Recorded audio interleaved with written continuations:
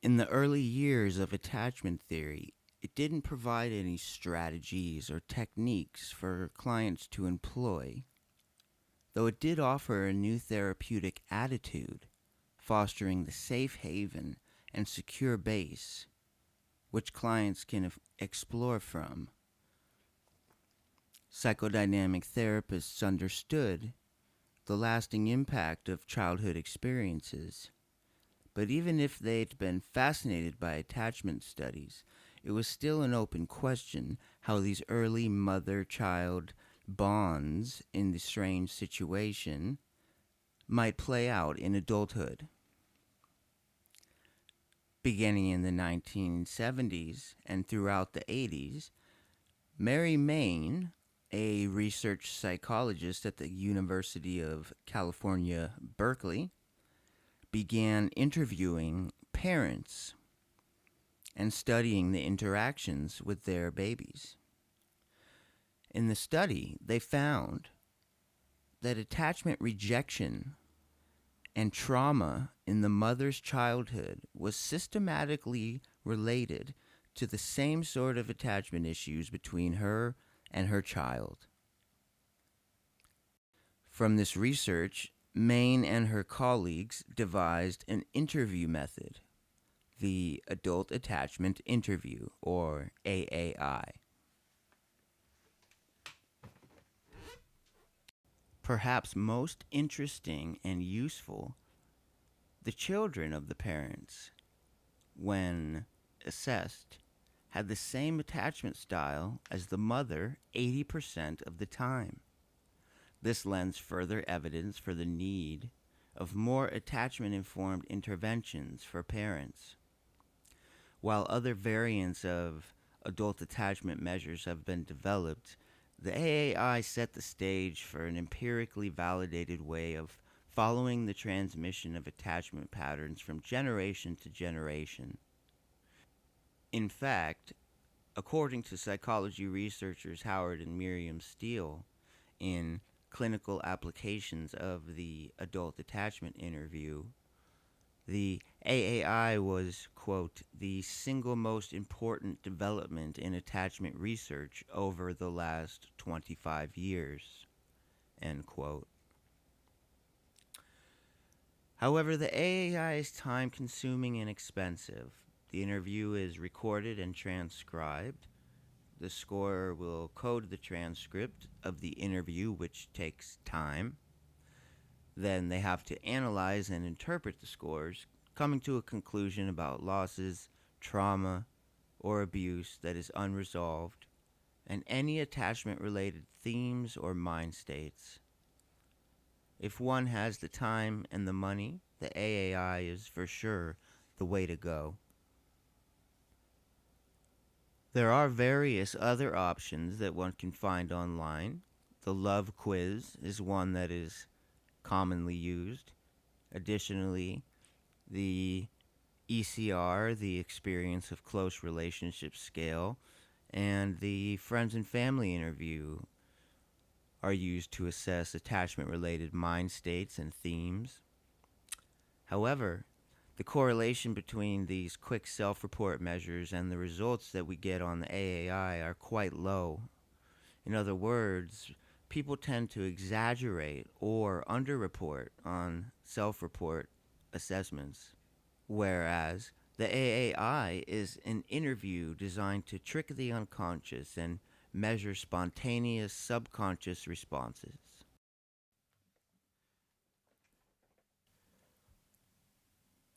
While in popular psychology, you may have heard of secure attachment, preoccupied, dismissing, disorganized. However, as you'll see through the AAI, adult attachment is far more nuanced than that. And in fact, there are 5 different kinds of secure attachment. There are 3 different kinds of preoccupied attachment, 4 different kinds of dismissing attachment, each with its own distinct characteristic. Beginning with unresolved, and you would see this as a U. And one can be unresolved with respect to trauma, to abuse, or to loss. And someone could be securely attached and have an unresolved loss. So the unresolved tag, so to speak, can be placed on any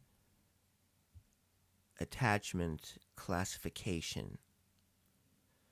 And the classification, we call them the main gates, is F for secure, E for preoccupied, DS for dismissing, CC for cannot classify, which is a bit misleading because we can classify.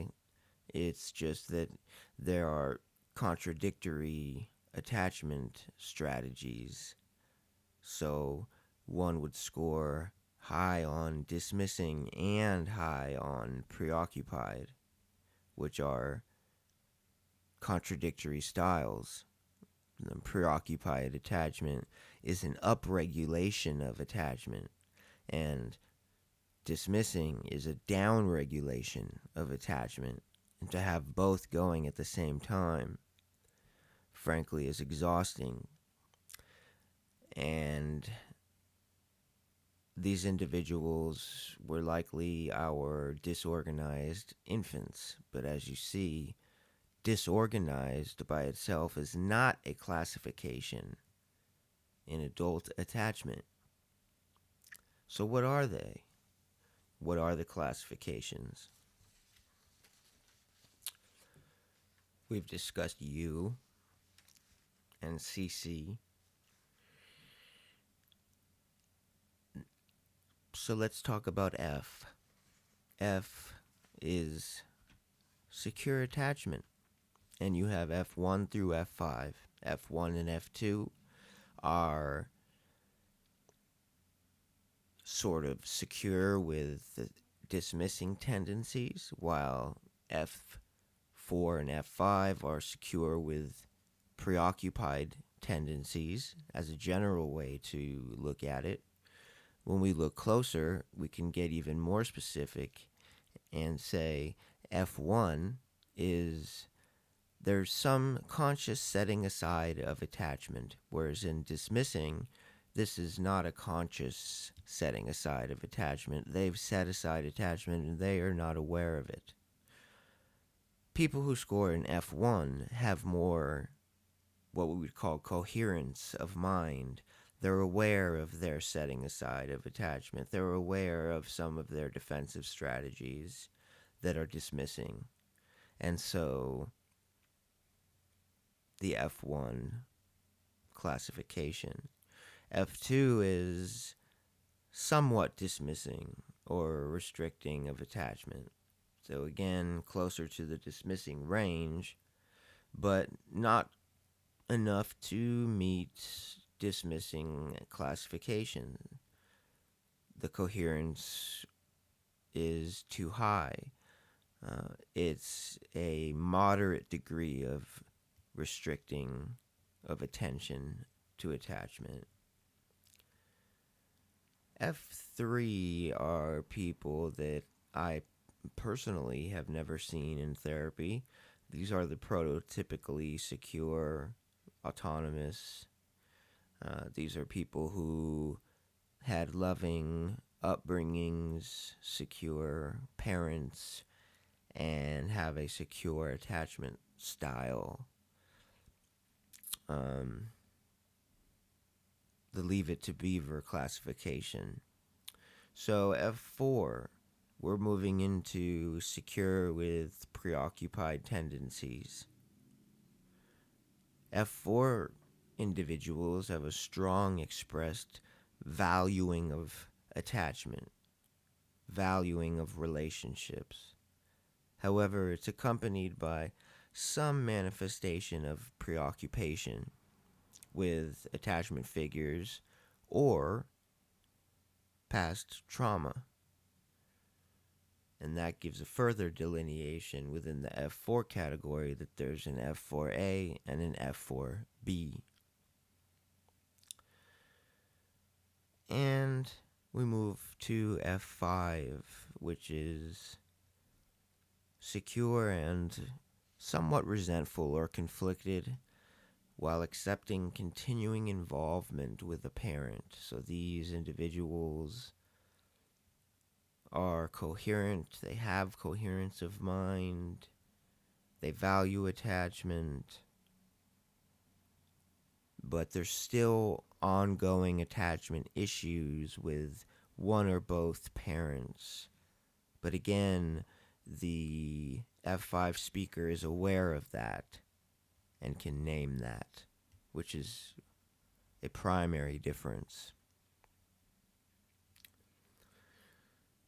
So, to sum it up, there's a wide variety of F, as in Frank, narratives. There's a wide variety of experiences and qualities of relationships that one can have in order to achieve the F qualification. The matter is that the narrative is told in a secure and coherent way. So whatever the story told, it must be coherent. And by coherent, we use Grice's maxims, which are be truthful, be succinct, be relevant, and be orderly. And there's ways that we're trained to assess for these different layers of coherence or lack thereof. And so as we move into the insecure categories, keep in mind that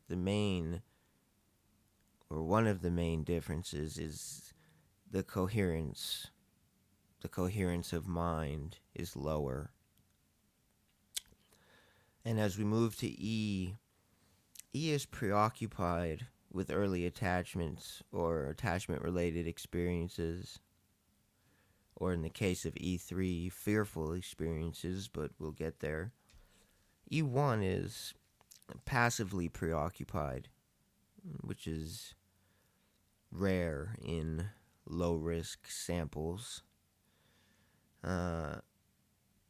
Passive preoccupation presents as vagueness and ambiguity, a lack of coherence, inability to remain clear and relevant and orderly. They're not angry like the E2 speaker. There's just a passive preoccupation with early childhood experiences and a lack of coherence around the expression or description of those experiences. These individuals have significant amount of disfluency in their speech. And E2, the main quality of the E2 speaker is that there's angry preoccupation. And the E2 speaker might not state that they're angry, although sometimes they will, but they'll show their anger through their speech. The anger will come out through the transcript of the interview to the reader. The reader can tell through the speech that the client is angry with mother or angry with father in the present moment, and that is preoccupying.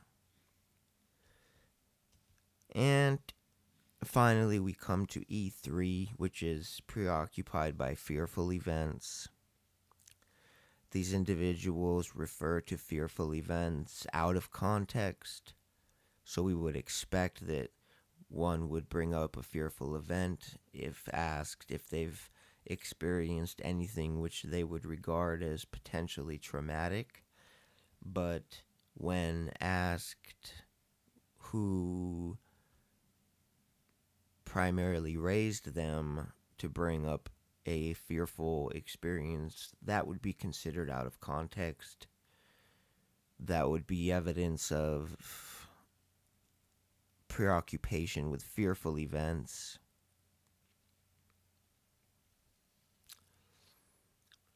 And as we move into the DS dismissing realm, we have Ds1 Dismissing of Attachment. These speakers appear to have given very little attention to attachment or attachment-related themes or ideas or relationships. These speakers tend to idealize parents. On the AAI, they're asked to give 5 words or phrases that reflect the relationship between themselves and mom or dad between the ages of, say, 5 and 12. And the DS1 speaker would give glowing words like loving, caring, supportive, warm.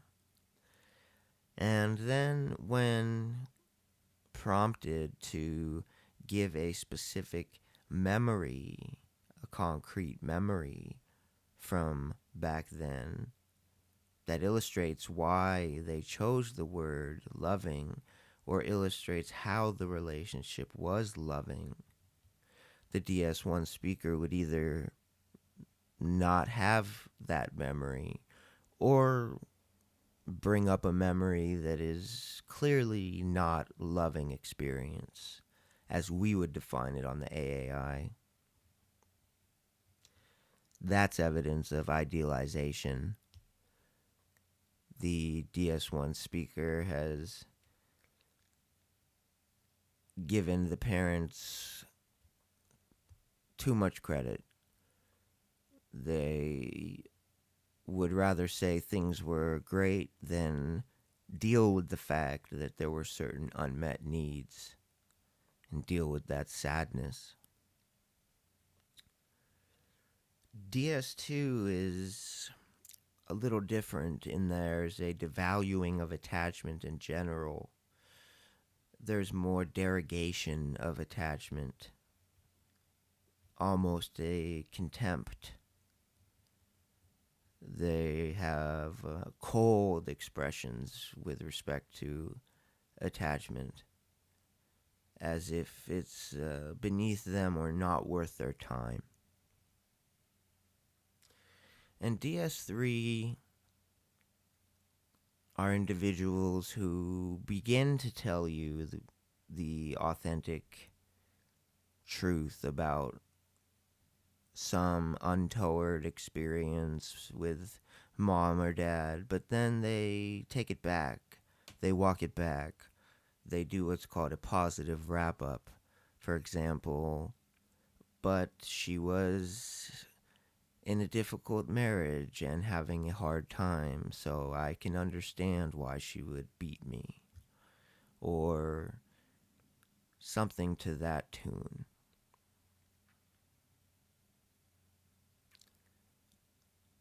So there's an ability to name difficult experiences.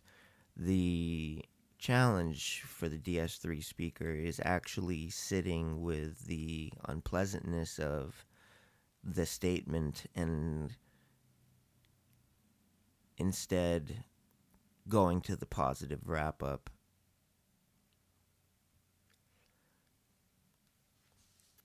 DS4 is not common. The individual has to have a child, and there has to be a significant amount of fear with respect to loss of the child, and there's very specific criteria in order to achieve the DS4 classification. So, as you can see, the AAI picks up on many nuances that no other attachment assessment can do. So, in order to get a understanding of the new AAI classifications, it's a great tool to help students understand what specific qualities or states of mind might be hidden behind the mask of insecure attachment. Let's begin by discussing a little bit about the interview and how a securely attached participant would approach and handle the questions. As I've said, the AAI is designed to surprise the unconscious. At times, it feels like it's designed to activate participants, but perhaps that's too heavy of a word. Nonetheless, it jumps right in, asking about early family situation, what the relationship was like between you and your caregivers from as far back as you can remember. Using different tricks and strategies, Mary Main demands the participant lay out a consistent and coherent narrative of their life and relationships. Trauma and loss are emphasized because we do know that unresolved trauma or loss strongly affects the way a participant would classify on the AAI. After 45 minutes to an hour, if you have a secure participant, you have plenty of consistent, coherent, and believable aspects of their narrative, of their life and relationships.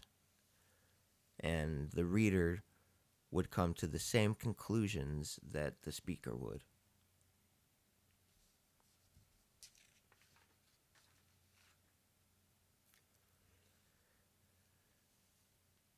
Parents of secure infants test as secure autonomous on the AAI. These secure adults are capable of metacognitive monitoring, or the ability to think about what one thinks about. It turns out that metacognitive monitoring is one of the highest correlates with secure attachment. These parents have little to no need to distract themselves from stimuli regarding attachment, and they have an openness, a flexibility, and self-monitoring is what allows secure parents to be sensitive and empathetic. When assessing the children of this secure parent, the conversation was fluent. There was an equal turn-taking with the 6-year-old child. Family drawings were realistic, portraying parents and children close with outstretched arms. Let's compare that now with a parent classified as dismissing on the AAI. They minimize the importance and influence of attachment relationships, demonstrate a lack of recall, and have contradictions between claiming idealized relationships to parents and actual experiences and memories. So they dismiss what they're actually feeling and create a false narrative. As they've grown older, there's usually an overt attempt to appear independent, strong, or self-sufficient. They use the defense of projection to deal with the anger and vulnerability, turning away from attachment experiences and feelings. They cripple their ability to reflect. They cripple their ability to reflect on experience and to attune to the child's needs. Now let's examine this dismissing parent's avoidant child and their experience with the same assessment as the secure child at 6 years old. The avoidant child could not name or identify sadness in a family picture. When asked to imagine that he separated from his family. He had no solution for how he might try to find them. The conversation was halting and impersonal. The child drew stereotypical happy faces, often separated from each other, often without arms or floating.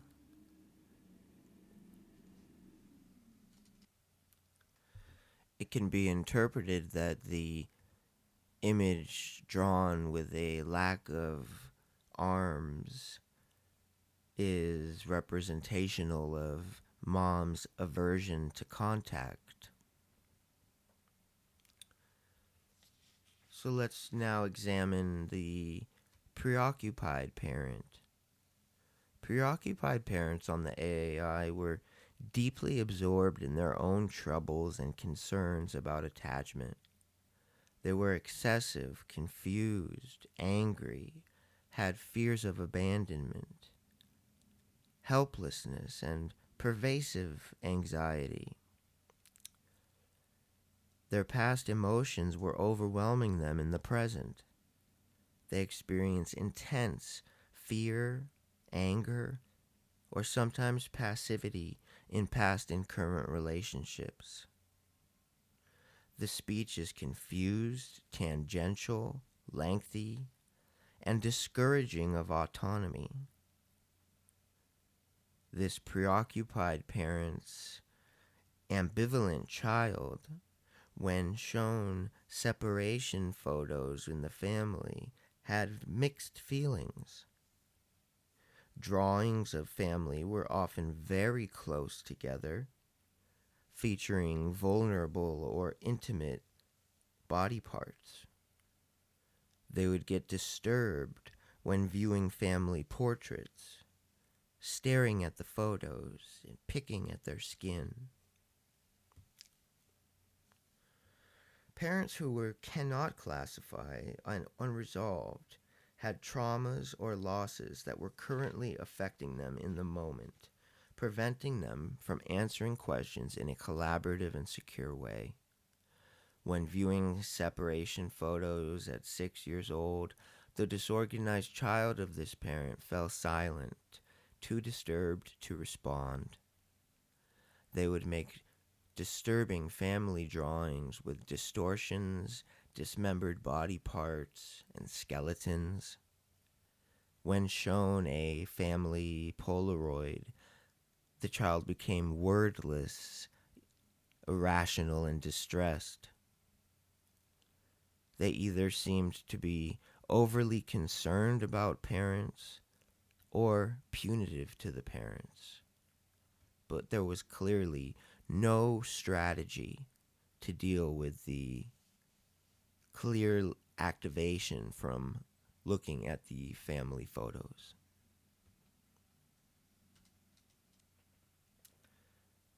So hopefully you can see by now that the AAI gives us a really rich and nuanced understanding of attachment patterns in adults, which then helps us understand the attachment pattern of the child, which all informs our clinical interventions.